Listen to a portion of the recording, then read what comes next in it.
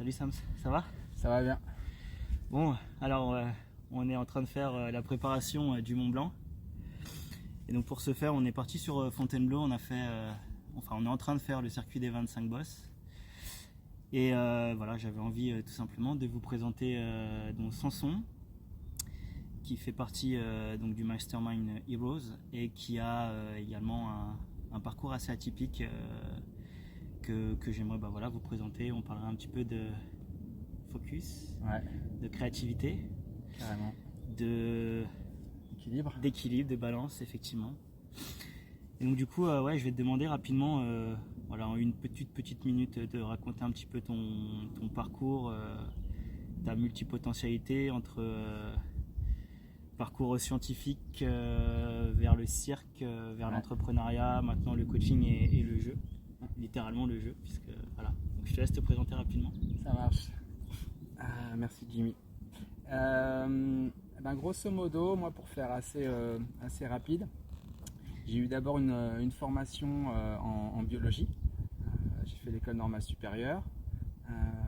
Et puis assez rapidement, je me suis dirigé vers les sciences cognitives. Comme tout se passait bien pendant les études, du coup j'ai continué sans forcément questionner ça en profondeur, de est-ce que c'est ça qui me correspond mieux, mais en tout cas voilà, j'ai trouvé de l'intérêt et donc j'ai fait un doctorat en sciences cognitives, en imagerie cérébrale, sur le regard. Et puis suite à ça, j'ai pas voulu continuer dans la recherche, je le trouvais trop spécialisé. Et du coup, je suis parti dans une aventure entrepreneuriale avec mon meilleur ami, son frangin, pendant 5-6 ans, à rénover des apparts à Paris, avec vraiment une petite structure, quoi. Et puis derrière ça, pareil, j'ai fait un gros switch, gros virage à 180. J'ai arrêté ça et je suis parti dans le cirque, dans l'enseignement, qui me parlait aussi beaucoup. Et ce truc de transmission, et pareil, j'ai fait ça pendant 5-6 ans. Jusqu'à me retrouver l'an passé à lancer en fait une campagne Kickstarter pour essayer de ancrer dans la réalité un projet de jeu qu'on a avec mon frère, qu'on avait développé pendant 2-3 ans. Donc de jeux de société. De jeux de société, exactement. Un jeu en dur, comme le risque. Sauf que ça a beaucoup évolué depuis le risque, quoi. Et donc ce truc-là a vraiment bien marché. Ça a bien fonctionné, on s'est entouré des bonnes personnes. C'était très pro, alors que nous, on ne l'était pas encore. Et du coup, ça a permis qu'on monte notre maison d'édition de jeux de société. Et voilà. Et en parallèle, je me suis formé à une approche qui est l'approche Gordon. Donc, je suis président de l'association aujourd'hui, les Ateliers Gordon France. Et donc cette approche-là, c'est une super base pour moi, pour l'accompagnement et le coaching que j'ai envie de développer. Yes. Alors l'approche Gordon, pour ceux qui ne connaissent pas, c'est l'autre côté, enfin en tout cas l'équivalent de la CNV qu'on connaît, qui s'est séparé en deux branches, mais grosso modo c'est la même chose, la CNV, l'approche Gordon. C'est ça. Et donc maintenant, voilà, tu te lances dans un autre type d'entrepreneuriat, c'est l'accompagnement. Ouais. Et donc justement pour faire le lien entre ton histoire et puis un peu l'accompagnement que tu fais aujourd'hui, tu accompagnes en particulier les gens qui sont en quête de sens, qui sont en reconversion. Exactement, ouais. Et donc tu vas travailler justement cette notion d'équilibre, de plaisir, de compétences qu'on a au fond de soi et auxquelles on ne laisse pas forcément de l'espace dans un environnement, dans un contexte donné, dans un rôle qu'on joue donné. Et tout à l'heure, on discutait un petit peu de quelque chose. Donc, tu disais que tu avais fait du cirque. Ta spécialité, c'était le handstand. Ouais. Donc, l'équilibre. Et aujourd'hui, tu as fait ça ça fait 25 ans que tu fais de l'équilibre, etc. Ouais, que je fais des équilibres. Et aujourd'hui, tu as quand même décidé de prendre un prof particulier pour travailler ton équilibre. Alors, pas un prof particulier, on est un petit groupe. Ah, t'as un groupe, ok. Ouais, c'est pas un one-to-one. Mais j'ai pris ce cours-là. Au même moment où j'ai arrêté justement d'enseigner le cirque, j'ai décidé de prendre des cours. Et j'ai une progression de ouf cette année-là, alors que ça fait 25 ans qu'on fait. Yes. Et le chemin devant moi est encore sans fin. Et du coup, je prends beaucoup de plaisir à ce truc-là. Et c'est vrai que je rapporte ce truc-là, cette pratique physique je leur apporte vraiment à la fois moi en perso dans ma vie, mais aussi dans les accompagnements que je propose. Ce truc de se dire qu'il n'y a rien qui est jamais fixe, et du coup il n'y a pas d'équilibre stable, il n'y a que des choses qui sont en déséquilibre léger, qu'on a envie de rattraper de façon plus ou moins forte, selon qu'on ait des gros déséquilibres, comme par exemple ma vie pro me convient plus du tout, ça me draine complètement, j'ai plus de plaisir à faire ça, versus des plus petits rééquilibrages, Ajustement. exactement, peut-être dans des relations. Yes. Donc c'est cette idée de, il y a une ligne de départ, soit, c'est celle qu'on se donne, et il n'y a pas de ligne d'arrivée, et le but c'est vraiment voilà, de trouver cette équipe qui nous convient, qui nous apporte justement du plaisir, de la joie. Ouais, qui vient nourrir nos différents besoins, qui vient, moi j'aime bien utiliser ce truc de boussole un peu du kiff là, les facts, donc freedom, la liberté, aliveness pour se sentir vivant, quoi, la créativité, la connexion, l'amour, quoi, et ce truc de sérénité, apaisé un peu dans ce qu'on fait. Yes. Et du coup, je trouve que c'est des bons marqueurs pour savoir si l'état actuel là, il nous convient, et auquel cas, génial, c'est cool, il faut juste kiffer. Ou alors il ne nous convient pas, et du coup ça veut dire que si on laisse ça pendant 5 ans, 10 ans, peut-être qu'on va se retrouver à un endroit qui ne nous fait pas trop plaisir, là maintenant, dans le moment présent. Et du coup c'est le bon moment pour réajuster, quoi, pour écouter, pour suivre un peu cette boussole et voir quelle direction on a envie de prendre. Et c'est pas forcément facile de le faire par soi-même, et du coup d'être accompagné là-dedans.